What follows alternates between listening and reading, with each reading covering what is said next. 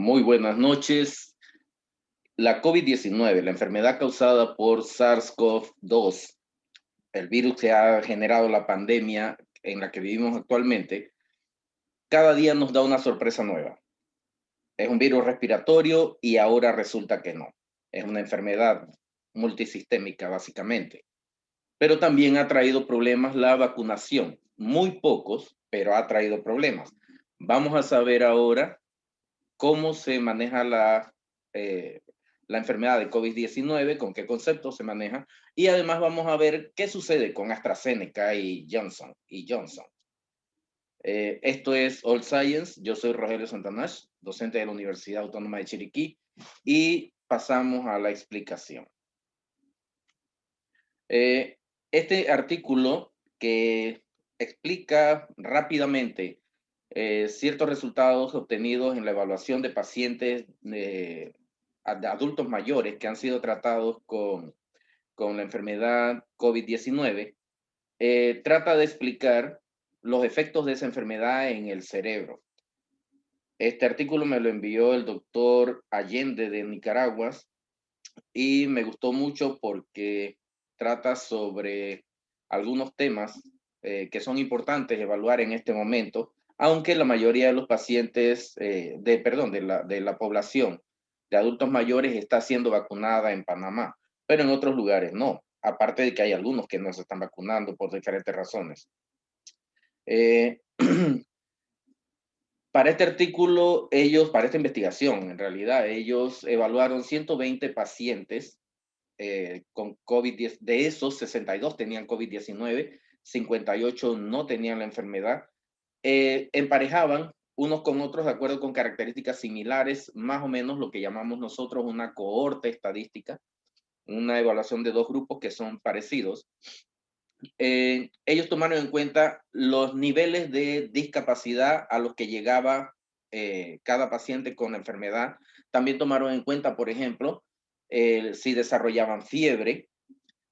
También, por ejemplo, si necesitaron oxigenoterapia en algún momento, tanto con ventiladores mecánicos como en aquellos casos con intubación, lógico, o en aquellos casos que se hacía con AMBU, que es un aparato que se usa para resucitación manual, y tomaron en cuenta esos grupos para compararlos. Ahora, resulta que después de la evaluación, ellos se dan cuenta que había habido reducción tanto en el área frontal como en el área frontolateral y en el área frontal del cerebro, en los giros frontal medio, frontal posterior y frontal lateral, hubo reducción de lo que llamamos la materia gris. En aquellos pacientes que habían sufrido fiebre, principalmente, también, además, hubo una reducción del tamaño del giro fusiforme, que en esta ilustración se ve en rosado acá o rojo, no sé qué color es ese, en la parte inferior de los lóbulos cerebrales, de los hemisferios cerebrales por sobre el área temporal. Resulta que ellos compararon las tomografías axiales de ambos grupos y confirmaron la reducción de esa capa que se llama materia gris y que es en donde en realidad se desarrolla la mayor parte de lo que llamamos pensamientos con respecto al desempeño de nuestras acciones. Por ejemplo, en el área frontal, ustedes saben que se lleva a cabo los procesos de toma de decisiones, de los procesos de concentración, cuando se está estudiando, por ejemplo, y también cuando se tiene que decidir si uno hace esto o lo otro, o si le gusta esto o lo otro. Pero en el área fusiforme, en el área del giro fusiforme, esa área está relacionada bastante con el apego y con el afecto, el desarrollo de apego y afecto. Así que los comportamientos que están relacionados con esas funciones cerebrales pueden verse afectados. Este trabajo se desarrolló con una población de adultos mayores, pero si se fijan bien en los resultados que se han dado, en muchos casos, se compara el desempeño o las actitudes de los pacientes en una etapa anterior a haber sufrido la enfermedad y se compara con una etapa posterior, y aún en pacientes jóvenes, ustedes deben haber notado que sí hay un cambio de actitud. Podría ser solo apreciación subjetiva, influida por esta información ahora mismo, o podría ser que algunos de ustedes ya lo habían percibido. Algunos de ustedes podría pensar, bueno, mi hermano después que sufrió esa enfermedad, se comporta diferente, ahora se asusta más, o ahora mi hermana llora menos que antes, o llora más que antes, o cosas como esa. Eh, el asunto es que las estadísticas sí eh, resultaron concluyendo que los pacientes desarrollaron una reducción de la materia gris en las áreas mencionadas. Más estudios tienen que ser llevados a cabo para confirmar si eso es cierto. Así que vamos a esperar a ver qué resulta de esas investigaciones que van a seguir, porque el COVID nos está impactando fuertemente a nivel mundial, así que van a seguir las investigaciones en todos los aspectos. Además de eso, el doctor Orlando Cáceres, decano de la Facultad de Ciencias Naturales de nuestra universidad, la Universidad Autónoma de Chiriquí, me envió dos artículos muy interesantes. Uno trata sobre eh, cómo se desarrolla la infección por el virus y cuáles son los últimos conocimientos que hay con respecto al objetivo, a las células blanco del virus. En realidad eso cambia un poco el concepto que se tenía hasta ahora, porque estos señores, Lei San y sus colaboradores, eh, han estado evaluando desde el inicio la posibilidad de que el virus no tuviera un efecto inmediato, bueno, efecto inmediato no, un efecto real sobre el aparato respiratorio como se ha visto siempre. Recuerden que cuando comenzó la epidemia se hablaba de una neumonía, después se vio que no era realmente una neumonía, sino el daño pulmonar que terminaba en una posible fibrosis que se desarrollaba a partir del distrés respiratorio generado por los daños alveolares, pero esos daños alveolares se daban por la coagulación intravascular diseminada, o sea, los coágulos que se forman en todas partes en los vasos sanguíneos y que los pulmones se veían afectados por eso. Pero en última instancia se ha estado desarrollando esas investigaciones y se está viendo que eh, el mecanismo de acción mismo de el virus sobre las células es el que genera eh, la, la, la patología.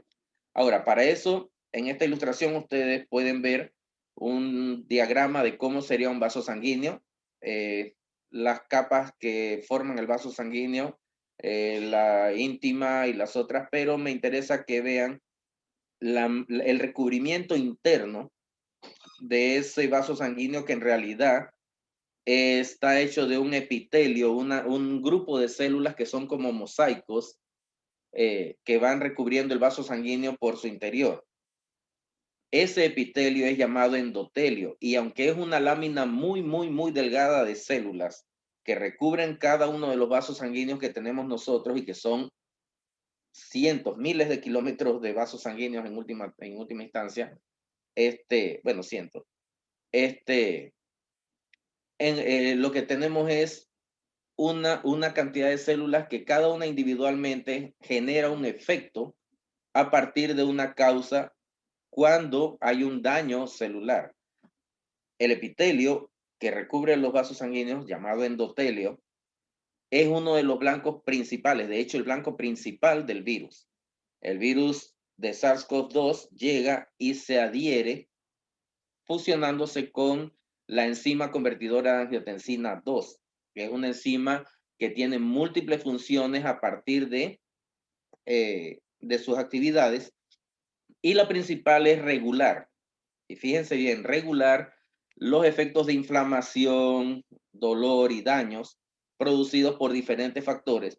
Y esa enzima se encarga de mantener la actividad de los vasos sanguíneos y la tensión de la sangre dentro de ellos. ¿Ya? Así que lo que hicieron ellos fue que aplicaron unos sprays con, con una proteína similar a la proteína del SARS-CoV-2, algo a lo que ellos llamaron una pseudospike, a hámsteres sirios. Esto que hay abajo son unos hámsteres sirios, para que vayan sabiendo que es un hámster sirio. Y esos animales, después de hacer la evaluación, desarrollaron un engrosamiento de los tabiques alveolares. Los tabiques alveolares, lógico que son, cada alveolo es como un globito y se pega con otros alveolos. Y en el espacio entre ellos, o sea, esa pared entre ellos se llama tabique alveolar. Desarrollaron un engrosamiento de esos tabiques y desarrollaron infiltración de células mononucleares, que son glóbulos blancos, pero hay varios tipos de glóbulos blancos, unos tienen varios núcleos, otros tienen uno solo.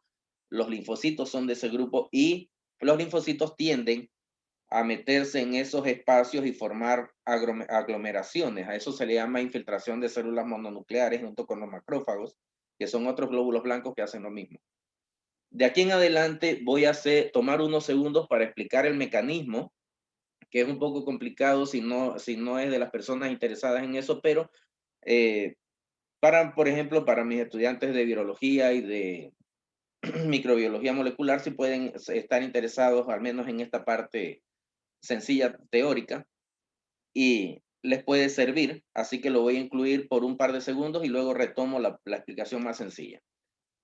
Para empezar, esa activación implica que la proteína sinasa dependiente de adenosina monofosfato es fosforilada en un aminoácido. Las proteínas son como una cadena de diferentes aminoácidos. Cada uno está en una posición específica y tiene una función específica en la proteína. Cuando se reemplaza uno, puede cambiar toda la actividad, algunas veces para mejor, otras veces para peor. En este caso, se reemplaza la serina en la posición 680 de la enzima convertidora de angiotensina.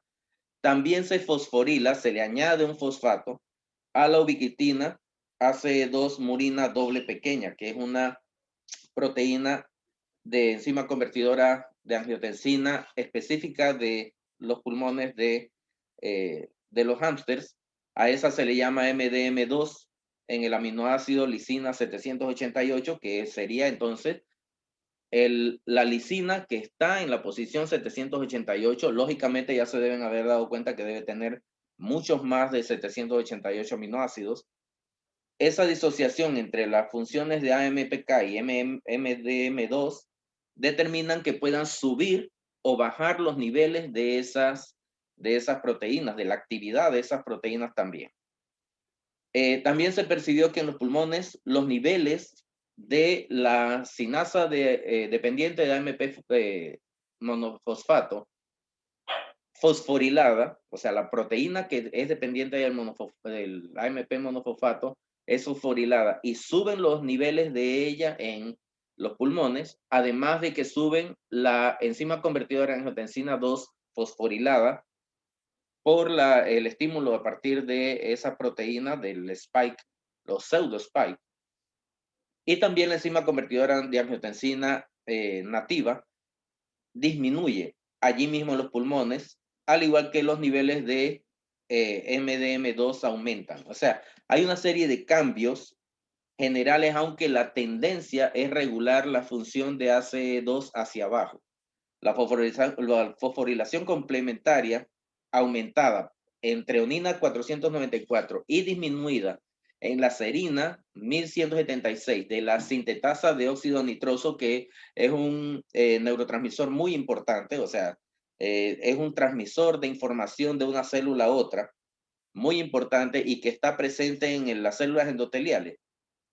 Eso hace que se alteren las actividades de ese transmisor de información y el endotelio deja de cumplir las funciones tal como debería ser.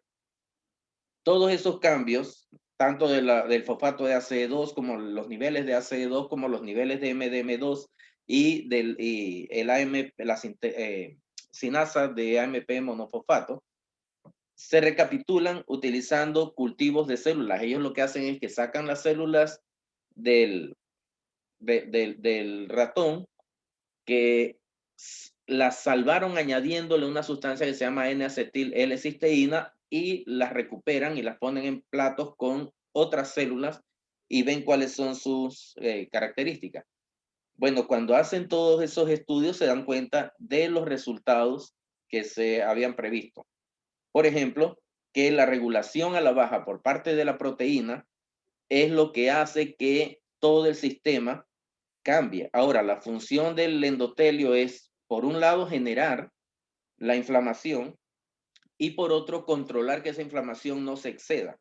También se genera un factor de Weyerr, que es un factor importante generado por el endotelio de los vasos sanguíneos y que tiene que ver con la coagulación sanguínea y que es lo que provoca los trombos dentro de los vasos sanguíneos que empiezan a aparecer en todas partes. Y hablamos de en todas partes. Al llegar a esa conclusión, ellos determinan que la enfermedad no es una enfermedad respiratoria. Y si nos damos cuenta ahora, no es una enfermedad respiratoria porque ya ven que su principal objetivo son las células que tienen receptores ACE2 en su superficie y esos están en los endotelios de los vasos sanguíneos y distribuidos en muchas células, incluyendo hígado, sistema digestivo, y ahora nos damos cuenta que el efecto también se da en las neuronas en el cerebro. Así que hay una serie de cambios importantes en la fisiología que son generados por la incursión del virus en el organismo. Ahora, otro artículo que también me envió el doctor Cáceres, el colega de la Universidad Autónoma de Chiriquí, trata sobre un síndrome de imitación de COVID-19 inducido por vacuna, propuesto como una de las reacciones de empalme dentro del marco de lectura de la proteína Spike de SARS-CoV-2 y que ahora se le da el nombre que acabo de proponer por parte de este grupo de investigadores que son alemanes, y uno de ellos, Covarts, es compañero de Covarts, es compañero del doctor Cáceres, fue compañero de él en su doctorado, así que me lo envió con una mención especial porque esto ni siquiera se ha publicado, esta información se envió para ser revisada el miércoles pasado, hace 4 o 5 días. Así que es información que todavía es muy nueva, no se ha publicado todavía. Deben estar esperando que la revista la revise y la publique, los pares la revisen y la publiquen. Y se orienta en el sentido de que muchos países ya iniciaron las vacunaciones, incluso aquí en Panamá ya se ha aplicado 1 millón de vacunas, lo que es un logro bastante importante, aunque todavía no se ha alcanzado los niveles óptimos porque, por un lado, se han vacunado mucha gente, pero no se ha vacunado con la segunda dosis a todo el mundo. O sea, todavía, y recuerden que se considera completamente inmunizado a un paciente que tiene 2 semanas después de la segunda dosis. Es cuando se considera completamente inmunizado. Así que todavía estamos en el proceso de vacunación, pero sí se ha resaltado desde hace unos meses que hay unos efectos adversos importantes que aparecen como la trombosis del seno venoso, del que ya hablé en un video anterior, que aparece 4 a 14 días después de la vacunación con AstraZeneca, y una patología secundaria que también está relacionada, que es la trombosis de la vena esplácnica, que no se ha divulgado mucho porque no es un caso muy importante, pero que está presentado en algunas vacunas como Johnson y Johnson. Aunque son casos muy, muy raros, siempre es bueno saber de dónde sale el problema. Ahora, en la explicación anterior, di todo un panorama general de cómo se produce el daño y cómo se envía el mensaje. Ahora, ¿qué es lo que ellos han estado evaluando? Se desarrolla la trombosis del seno venoso cerebral junto con unos resultados de trombocitopénicos, o sea, se reduce el número de trombocitos, de plaquetas dentro de la sangre, y eso, saben que las plaquetas están relacionadas con la formación de esos coágulos, así que al reducirse, eso tiene un origen. Lógico que si todas las plaquetas se están usando para coagular en un lado, en otros lados van a reducirse el número de plaquetas porque se producen a una velocidad menor que la que se están utilizando. Pero como se parece a una trombocitopenia inducida por heparina, heparina es un anticoagulante que se usa en ciertos casos, algunos han estado explicándolo como si fuera una trombocitopenia inducida por heparina. Y ahora, este señor Cobarts y su gente han estado tratando de explicarlo de una manera diferente. Y en este artículo ellos hacen esa explicación. Lo que ellos han terminado por concluir es que cuando el ARN mensajero, llega a traducir su mensaje en el ribosoma es como una máquina de escribir que agarra el ARN mensajero de la vacuna y lo convierte en una proteína que es el anticuerpo que se necesita que se produzca. Lo que hace es leer en un orden retrasado el mensaje. Por ejemplo, si el mensaje es A, B, C, D, E, F, G y no llega hasta H, lógico que al empezar B, C, D, E, F, G, H, eso se llama marco de lectura. El marco de lectura se corre y se lee diferente de como realmente debería estar. Lógico que ahora lo que estaba en un primer lugar ahora queda, lo que estaba en un segundo lugar, perdón, ahora queda en un primer lugar, lo que estaba en el tercero ahora queda en el segundo y así. Y el mensaje va a ser diferente. Todas las palabras, imagínense que ustedes leen este texto que hay en la pantalla, pero quitan la primera letra y comienzan a leer palabras empezando con una letra de retraso. Al final no va a tener el mismo sentido. De por sí probablemente no tenga sentido de nada. Bueno, eso sucede con el marco de lectura y salen en algunos casos, en algunas personas lo que se traduce es una proteína a la que se le corta eh, uno de los segmentos, el carbono C terminal se llama ese, se le corta uno de los segmentos a la proteína, uno de los aminoácidos, y la proteína es diferente, no demasiado, pero suficiente para hacerse más soluble. Entonces se le llama proteína spike soluble, que es ligeramente más soluble y se mueve diferente con respecto a los otros, a la otra proteína, a la normal. Y eso es lo que genera que las células endoteliales que expresan el ACE2 en su superficie generen todo ese cambio porque empiezan a producir mayor cantidad de factor de necrosis tumoral, mayor cantidad de factor de desarrollo de la célula, factor de inflamatorio endotelial, o sea, una serie de sustancias que ellos producen para aumentar la inflamación y además generan la coagulación en momentos en los que no debe generarse. Entonces, eso es lo que produce los eventos de tromboembolismo. Básicamente, ellos en analogía con los fenómenos tromboembólicos generados por el virus normal y que en algunos casos raros ha sido generado por la vacuna, ellos proponen llamar a esos lineamientos del mecanismo de la enfermedad síndrome de imitación del COVID-19 inducido por vacunas, que es como se le va a llamar, según la propuesta, a los efectos de la vacuna en esas raras personas en las que ha sucedido. Ahora, en este momento yo comienzo proponiendo, solo es una propuesta de investigación, no tendría que revisar más información y lógico que la persona que lo haga tiene que hacerlo siguiendo todos los parámetros científicos.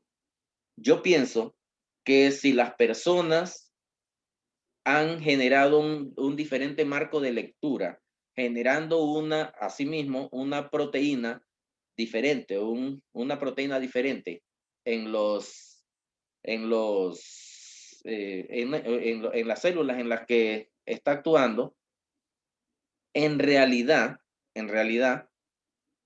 si siempre se genera la misma proteína errónea, pero siempre igual, entonces es la persona que recibe la vacuna la que tiene un mensaje equivocado, una forma de interpretarlo equivocadamente.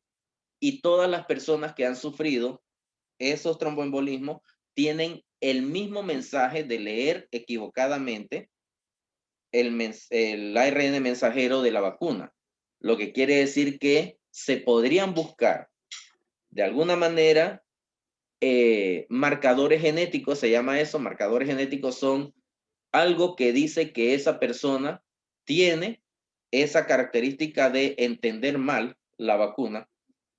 Y luego cuando se determina que una persona tiene ese marcador genético, ya se sabe que no se le debe aplicar la vacuna de AstraZeneca porque la va a interpretar mal y va a producir una, un efecto negativo. Me parece que ese sería un buen enfoque para una investigación. Lo otro es, y esto es mucho más sencillo, lo hace cada uno porque mucha gente está diciendo que no se van a vacunar, pero el fenómeno principal producido por las vacunas es el tromboembolismo, que son básicamente coágulos, pero conocemos un antiagregante muy sencillo, fácil de acceder, muy barato, que se puede utilizar como preventivo, que sería la aspirina, que es un antiagregante plaquetario muy común. Ustedes toman una aspirina hoy para el dolor de cabeza, por ejemplo, pero van a tener problemas de coagulación por 10 días, porque el efecto que tiene sobre la coagulación también demora varios días. Y claro, no se puede aplicar a una persona que ya está tomando anticoagulantes, por ejemplo, que se le aplicó fraxiaparina, o una persona que crónicamente está tomando clopidogrel, porque ya ellos tienen un anticoagulante. Pero a una persona que tiene las características normal y que podría pensar que se siente más cómodo evitando una posibilidad, puede llamar a su médico y que el médico le recomiende tomar una aspirina, una el día de la vacunación y una semana después, y ya después de 14 días no es necesario, 2 aspirinas no le van a hacer daño.